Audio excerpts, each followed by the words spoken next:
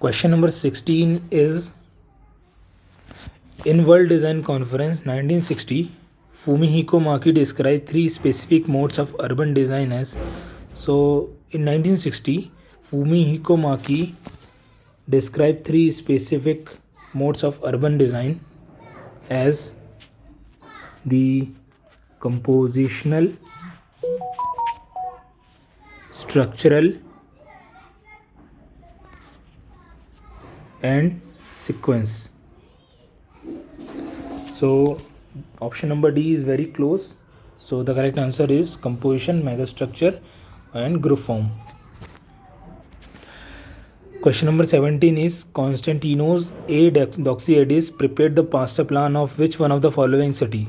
तो दोस्तों C. A. Doxiadis एक बहुत ही फेमस अर्बन प्लानर हैं and I hope you all know इन्होंने इस्लामाबाद सिटी डिज़ाइन किया था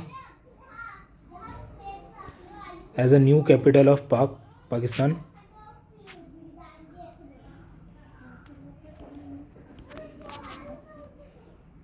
पाकिस्तान. इसके अलावा इनकी एक थ्योरी है एक्स्टिक्स थ्योरी, जिसमें 5 एलिमेंट्स के बारे में बात की गई है, जिसमें पहला है नेचर, दूसरा है ह्यूमन, तीसरा है सोसाइटी, फोर्थ है शेल्स और शेल्टर, और पांचवा होता है नेटवर्क.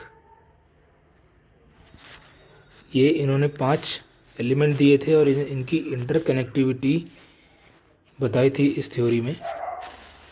ये काफ़ी फेमस थ्योरी है और कई बार काफ़ी सारे एग्ज़ाम्स में पूछी जा चुकी है. तो वापस आते हैं इस क्वेश्चन में. इसमें पूछा है कि ये 4 जो ऑप्शन है इसमें से किसका मास्टर प्लान को डॉक्सियाडिस ने डिज़ाइन किया था. तो दोस्तों इसका करेक्ट आंसर है ए. बगदाद. इसका एक छोटा सा पार्ट है शाद्र सिटी जो कि बगदाद में है, उसे C. A. डॉक्सियाडिस ने डिज़ाइन किया था. और ये इनका उतना फेमस वर्क नहीं है बट इस एग्ज़ाम में पूछा है तो ये पता होना चाहिए आपको. चलिए बाकी ऑप्शंस को भी देख लेते हैं. तो कराची एक अनप्लान्ड सिटी है. गांधीनगर को डिज़ाइन किया था H.K. मेवाड़ा और PM आप्टे ने. And Kuwait was designed by Minoprio, Spencely and Macfarlane. चलिए देखते हैं next question. Jane Jacobs argue for repressed minorities and neighborhood protection against the large-scale development of Cross Island Highway through Lower Manhattan to serve the suburbs. Was proposed by. तो दोस्तों ये question एक बहुत ही famous article पर based है जिसमें 2 famous personality के आर्ग्यूमेंट्स को दिखाया गया है, जिसमें जेन जेकब फेवर कर रही थी माइनॉरिटी ग्रुप को और जो नेबरहुड ग्रुप होता है उन्हें. वहीं पे जो अपोजिट में थे इनके, उनका नाम था रॉबर्ट मोजेस, जो कि सुप्रीमो थे न्यूयॉर्क शहर के, और वो फेवर कर रहे थे लार्ज स्केल डेवलपमेंट को. इस आर्टिकल का लिंक मैं डिस्क्रिप्शन बॉक्स में दे दूंगा तो आप वहाँ से इसे पढ़ सकते हैं. इसके अलावा जेन जेकब्स की एक फेमस बुक है आइज़ ऑन द स्ट्रीट, और काफ़ी सारी इनकी बुक्स हैं जो हमेशा एग्ज़ाम में पूछी जाती हैं, तो आप देख लीजिएगा. और इस क्वेश्चन का करेक्ट आंसर है Robert Moses. Next question is, in Chandigarh, Lee Corbusier and his associates designed many of the buildings in Sector 17 based on the prototype of. So Lee Corbusier जो हैं वो जनरली अपने human body principal के लिए जाने जाते हैं, और जो उनका लोगो है उसमें भी जो 5 फिंगर लोगो है, ये चंडीगढ़ का सिटी लोगो भी है।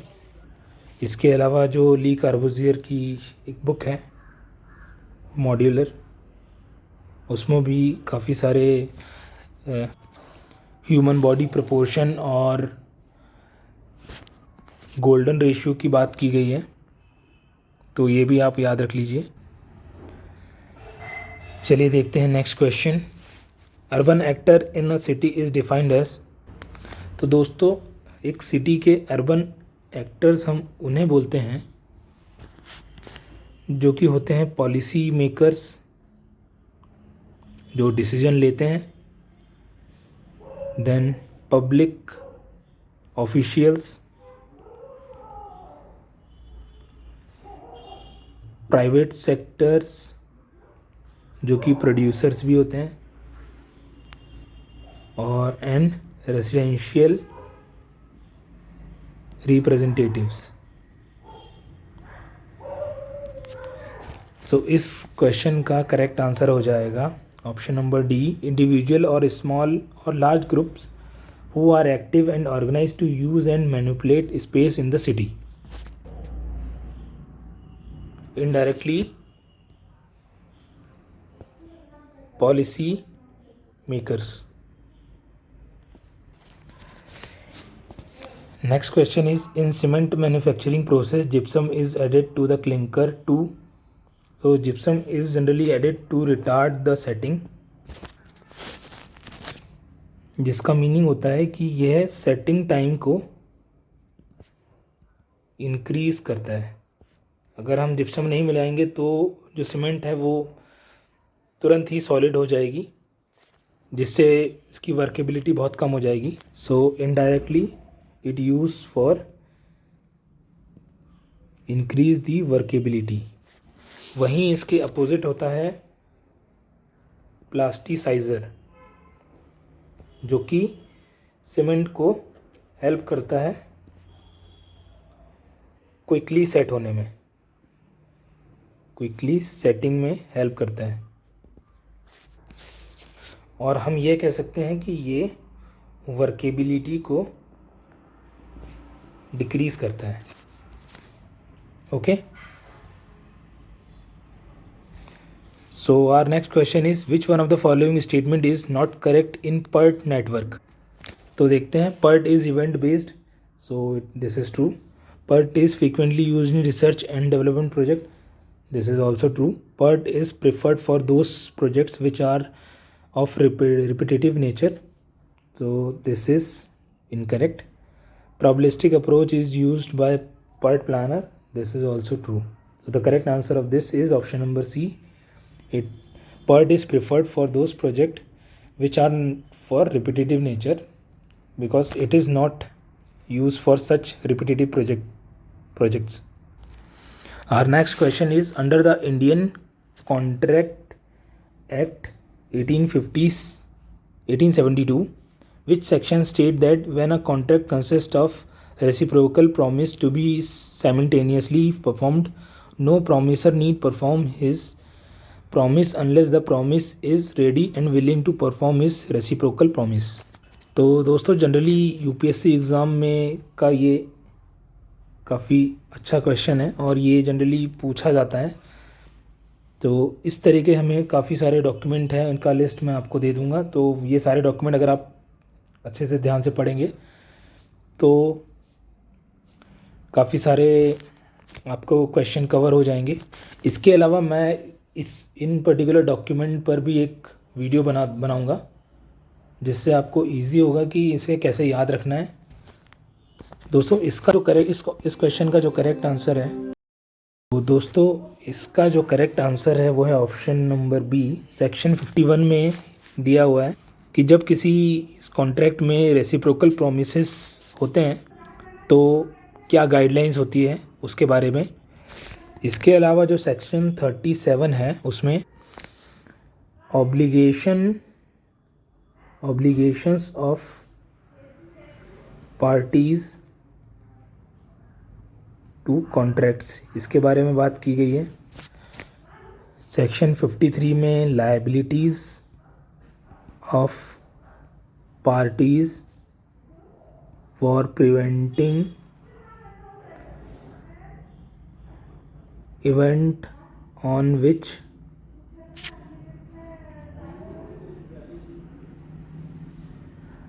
The contract is to be effect. और जो सेक्शन 54 है इसमें इफ़ेक्ट्स ऑफ डिफ़ॉल्ट के बारे में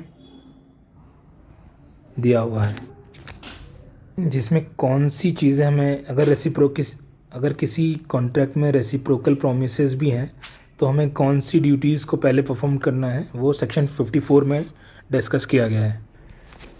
तो देखते हैं next question. In tender document, ये भी एक काफ़ी इम्पॉर्टेंट डॉक्यूमेंट है। Tender document under a security deposit sub head which clause is related to payment due to variation in prices of material after receipt of tenders. The correct answer of this is clause 10 CC, जिसमें discuss किया गया है security deposit के बारे में, जो ये कहता है कि किस केस में पेमेंट को हम बढ़ा या घटा सकते हैं अगर जो मटेरियल के प्राइस में जो चेंज आ रहा है टाइम के साथ साथ, उस केस में। Our next question is breach of contract means the failure और refusal to perform the promises that a party has made और deemed to have made under a contract. In this context which section of Contract Act provides payment of only reasonable compensation not exceeding that amount named or penalty stipulated? So इसका correct answer है option number D. Section 74 में ये discuss किया गया है। और यहाँ पे जो कॉन्ट्रैक्ट एक्ट दिख रहा है, ये भी एक काफ़ी इम्पॉर्टेंट डॉक्यूमेंट है। तो ये 2 डॉक्यूमेंट आपको पढ़ने काफ़ी ज़रूरी हैं अगर आप इस एग्ज़ाम की प्रिपरेशन कर रहे हैं तो दोस्तों आज के वीडियो में इतना ही। मिलते हैं आपसे अगले वीडियो में। Please subscribe my channel and also share with your friends who is pursuing और preparing for government architectural exams. Until then, goodbye.